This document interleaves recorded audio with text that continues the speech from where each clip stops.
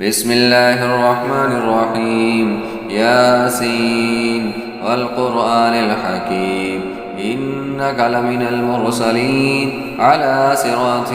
مستقيم تنزيل العزيز الرحيم لتنذر قوما ما أنذر آباؤهم فهم غافلون لقد حق القول على أكثرهم فهم لا يؤمنون إنا جعلنا في أعناقهم أغلالا فهي إلى الأذقان فهم مقمحون وجعلنا من بين أيديهم سدا ومن خلفهم سدا فأغشيناهم فهم لا يبصرون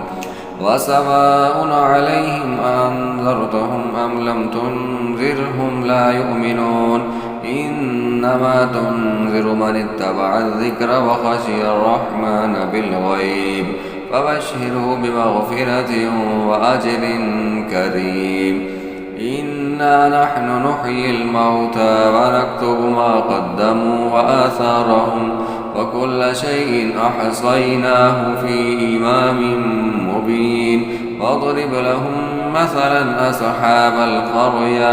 إذ جاءها المرسلون إذ أرسلنا إليهم اثنين فكذبوهما فعززنا بثالث فقالوا إنا إليكم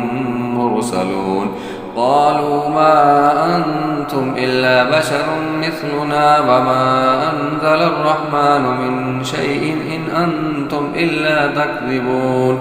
قالوا ربنا يعلم إنا إليكم لمرسلون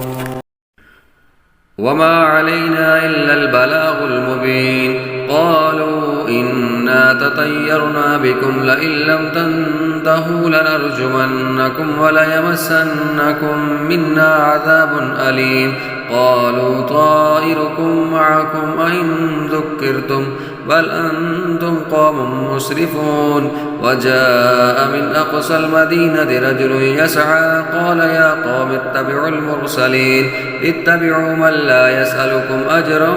وهم مهتدون.